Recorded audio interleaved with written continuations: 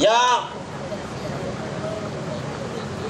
बुद्धविहार महाबुद्धविहारसाठी पाठिंबा देण्यासाठी मी माझ्यातर्फे, माझ्या मुस्लिम बांधवांतर्फे, माझ्या समाजातर्फे मी या ठिकाणी आवर्जून आलेलो आहोत। कारण की आपण जोपर्यंत या ठिकाणी एक होणार नाही तोपर्यंत हे सरकार असंच अमानुषपणे प्रत्येकाच्या धार्मिक स्थळावर हे आपलं वर्चस्व गाजवणार आहे। आपण मागे पाहत आहोत,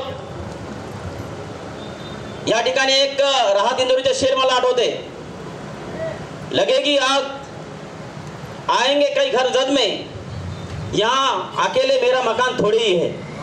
पहिले ही घर आमच्या धर्मावर लागली, आमच्या धर्मावर लागली आणि आज पाहत आपण किती मोठ्या प्रमाणात या ठिकाणी मुस्लिम धार्मिक स्थळाला उद्ध्वस्त करण्याचं काम महापाप या ठिकाणी होत आहे।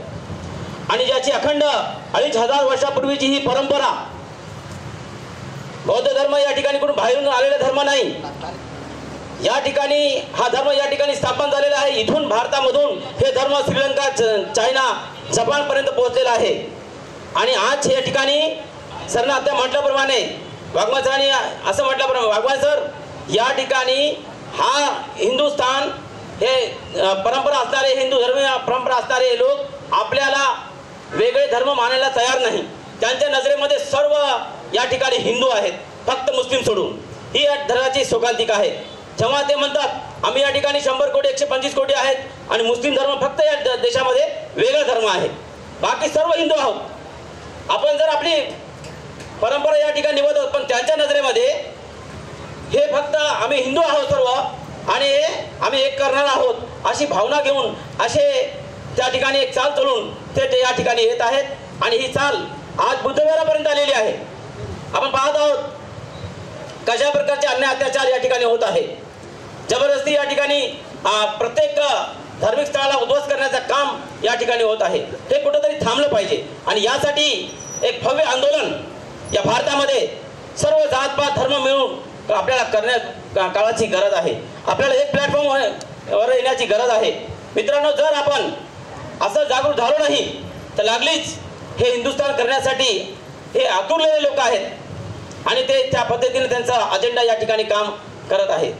काय झालं, एक खूप मोठा धर्म असलेला हा बौद्ध धर्म, त्याची परंपरा अखंड भारतामध्ये तर आहेच, परंतु जपान, चायना, थायलंड अशा प्रकारे श्रीलंका हे फक्त या भारतामधून हे धर्म त्यापर्यंत पोहोचलेला आहे। आणि कुठेतरी यांना हे आज केसवाना वाटते की फक्त हे आम्हाला बांधील असावं आणि जेव्हा परंपरा गुलामाची परंपरा होती तसंच आम्ही या ठिकाणी वागावं असं एकमेव त्यांचं उद्देश आहे। आपण ते सफल होऊ देणार नाही। आपण या ठिकाणी एकत्र येऊन हा त्यांचं जे महापाप करण्याचं ते काम करतात आणि हे महापाप कुठेतरी थांबलं पाहिजे आपण आणि सर्वांना मिळून या ठिकाणी आपल्याला हे काम करायची आवश्यकता आहे। असे प्रत्येक धर्म, आता लिंगायत स्वतंत्र धर्म आहे, सर नागराजसाठी या ठिकाणी मांडलेले ते स्वतंत्र 1952 पासून त्याची मान्यता रद्द केलेली आहे आणि लिंगायत धर्माला सुद्धा हिंदू धर्मामध्ये त्यांनी कन्वर्ट केलेलं आहे। हे ते समजलं पाहिजे। आज या ठिकाणी समजत आहेत, ते सर्व श्रेय डॉक्टर बाबासाहेब आंबेडकरांना या ठिकाणी जाते की डॉक्टर बाबासाहेब आंबेडकरांनी आपल्याला त्यांच्या संविधानामध्ये प्रत्येकाला स्वातंत्र्य दिलेलं आहे, प्रत्येकाला त्यांच्या धर्मावर चालण्याचं पूर्ण स्वातंत्र्य त्यांनी दिलेलं आहे, घटनेने दिलं आहे। आणि हे जोर जबरदस्ती करून या ठिकाणी प्रत्येक धर्मस्थळ उद्ध्वस्त करण्याचा या ठिकाणी महापाप ते करत आहेत। असंख्य मस्जिदी या भारतामध्ये उद्ध्वस्त झालेल्या आहेत, उद्ध्वस्त केलेल्या आहेत। याचं एकमेव कारण आहे की यांच्या विरोधामध्ये कुठल्याही प्रकारची आवाज उठवण्यासाठी एकत्र समाज येत नाही।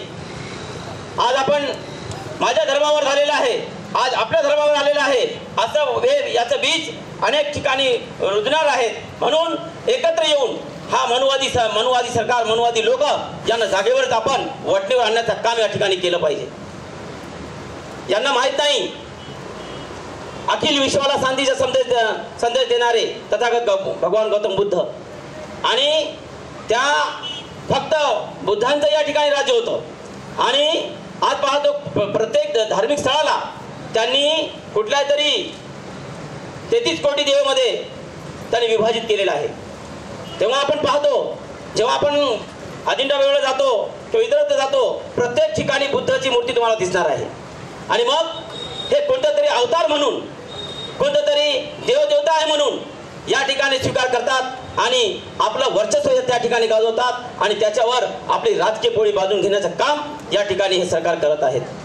प्रत्येक जाती धर्मामध्ये भांडण लावायचं काम कुठेतरी करायचं आणि आपली सत्ता आपण त्या ठिकाणी भोगायची, असं हे चालणार नाही. आज माझे बांधव या ठिकाणी जमलेत. माझ्या बांधवांना पाठिंबा देण्यासाठी आपण उभे आहोत. माझ्या समाजाला विनंती करतो मी, आपण या अशा आंदोलनामध्ये सहभागी झालेच पाहिजे. कारण की तोपर्यंत आपण सहभागी होणार नाही तोपर्यंत आपल्यावर होणारा अन्याय अत्याचार दूर होणार नाही. म्हणून जेव्हा जेव्हा आमचे बांधव या ठिकाणी या महाबुद्धविहारासाठी जेव्हा जेव्हा आम्हाला आवाज देतील, आम्ही तन मन धनाने या ठिकाणी आपल्यासमोर उभा आहोत. कोणत्याही प्रकारची जर अडचण आली तर आम्ही 100% पुढे राहणार आहोत, मागे राहणार आम्ही नाही. तुम्ही फक्त आवाज द्या. म्हणून मी आज या ठिकाणी या व्यासपीठावर असं घोषित करतो, माझ्या सर्व बांधवातर्फे पुन्हा एकदा पाठिंबा देऊन माझे विचार या ठिकाणी मी थांबवतो. तर या ठिकाणी